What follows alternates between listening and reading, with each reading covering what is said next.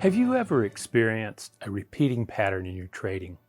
One that you know is going to be there, it's consistent, you always, you localize it and say, something, this is an area that I have problems in, and I need to stop failing at it. And you try and you try and you try, but darned if that pattern doesn't happen. And particularly it's after you've started winning a little bit, okay? And all of a sudden you start going, okay, I've got it. And all of a sudden it blows up, sabotage. Or it could be where the trade starts going against you after you've taken a loss or two, and you're sensitive, and all of a sudden you're sitting there, you're ready, you know how to trade, you have the knowledge, and all of a sudden what happens is that, boom, you're gone, and you don't know what happens, and when the smoke clears, you've just taken a big loss. Okay? What you've just done, it doesn't seem logical, and the truth is, it's not. What you have just done is you have seen how powerful the survival instincts of the emotional brain are, your caveman brain, compared to your cognitive function, the ability to think, to be rational, the mind you need for trading. Well, what happens is that without developing your emotional intelligence, you're going to be victims of these emotional patterns that were built for short-term survival. Okay? They're not built for your best interests long-term. They are built for your short-term survival in that moment. And let's just take this. Let's just take a look and see how these emotional patterns take shape. Is that, let's just say you've been doing pretty well and suddenly you took a loss. Okay, I can get past that. The second one, you're a little, and then you're in the next trade. And you're sitting there, and that trade truly starts going against you. You don't know what's happening.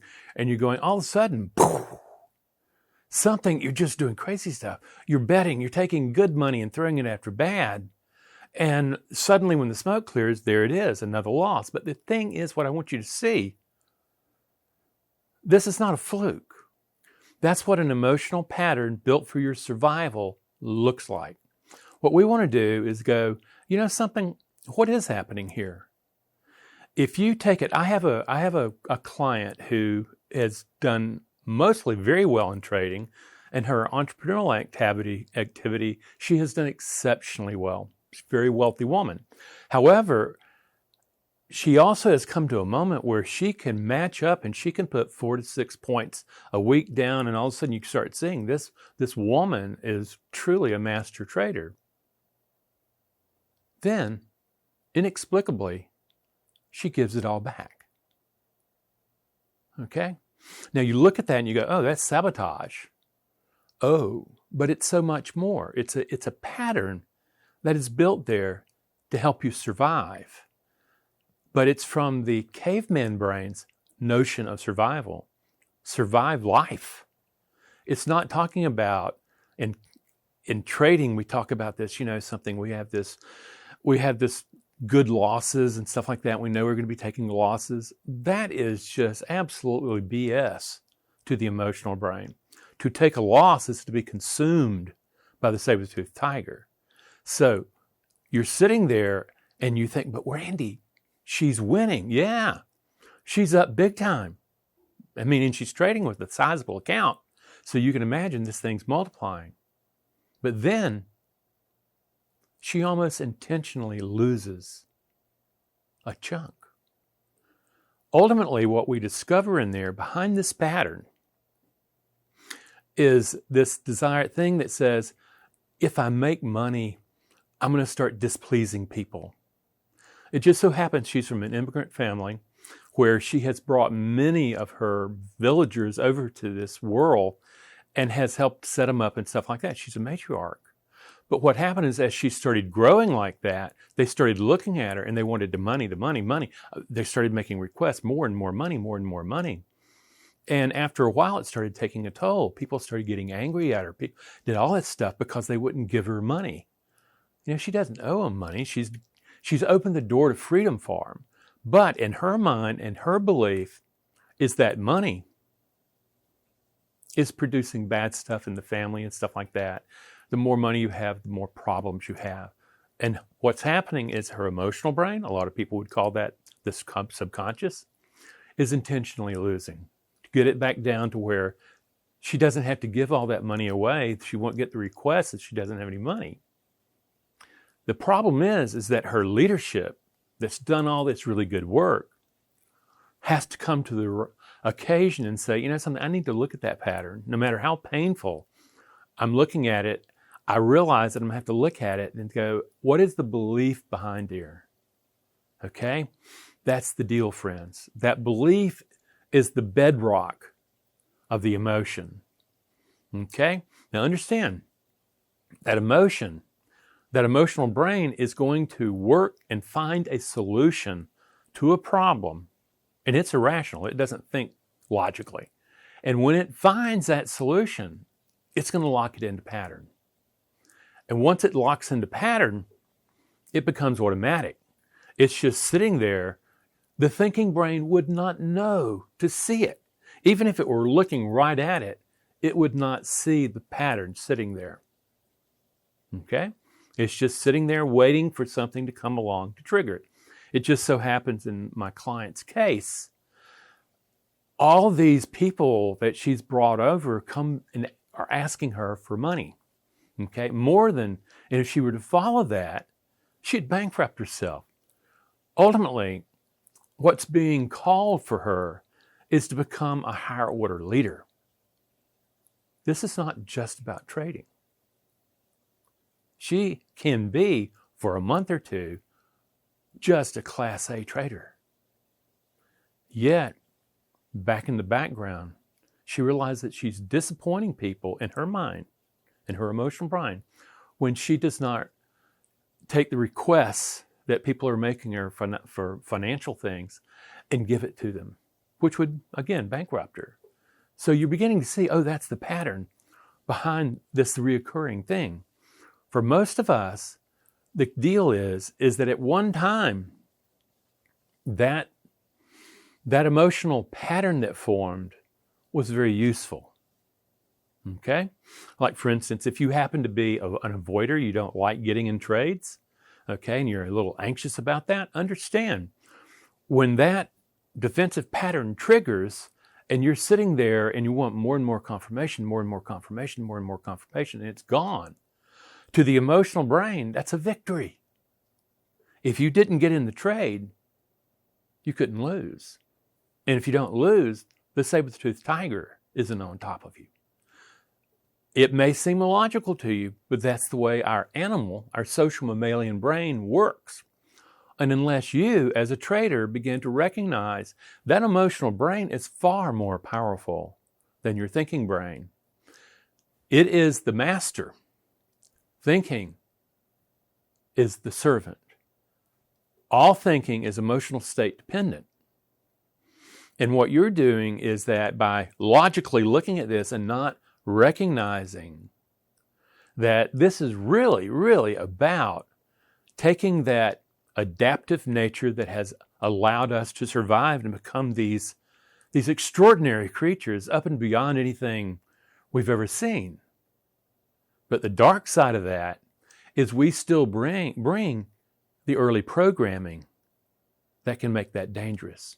So we have to fearlessly, we have to courageously, when we see a sabotage moment, when we see the pattern repeating over and over again, that you go, oh my gosh, this is really predictable. Every time I get into this situation, I face this fear.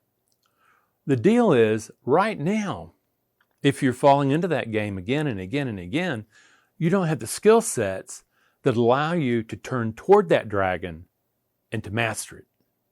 And friends, that's what I want you to check out with our work. We build a process that first really educates you on what an emotion really is. It's not a feeling. It's not something you avoid. It is a biological action potential. Its job is to coordinate activity between the markets, environment, and the trader, the organism. So it's constantly doing this automatically without the thinking brain even knowing it. It's triggering, and that's what's happening in these particular consistent failures in your trading.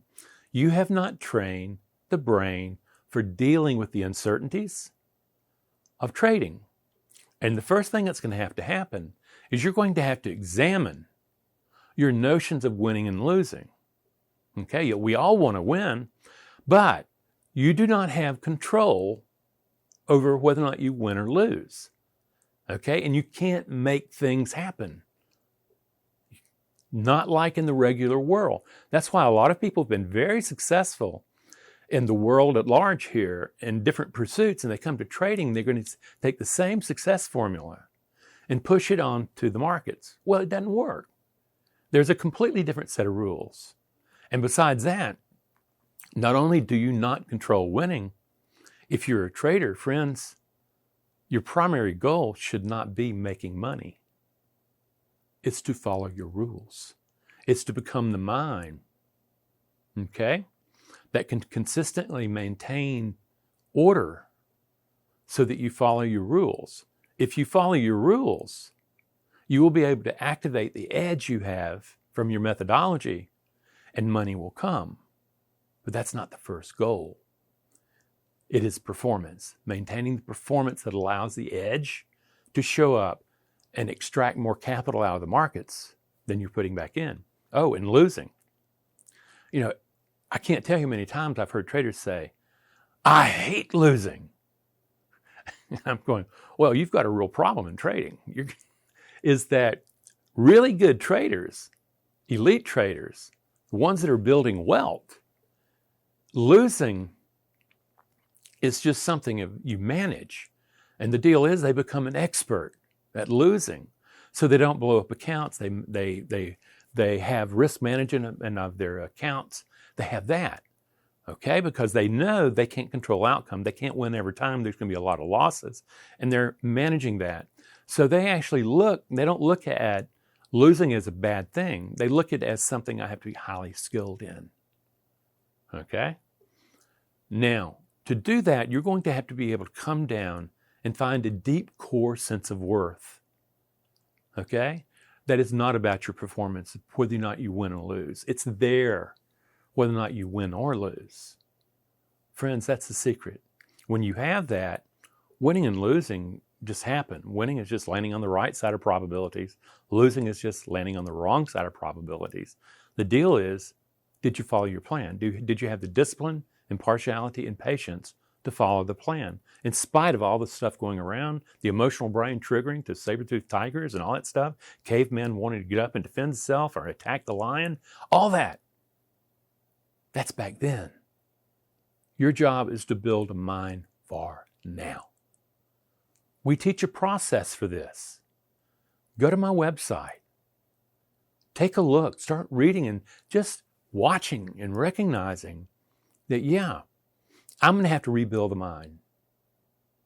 If I want to get outside of the sabotage, I'm going to have to turn toward those sabotages and really look at them tightly to see what's there. What can I learn from this failure? You learn that you fail your way to success. Failure's not a bad thing. It is the way the brain learns. And open your mind to learning. Look at our website, particularly our group courses, our individual courses, my book that explains all this, or come and get our free book. The thing, though, is understand this.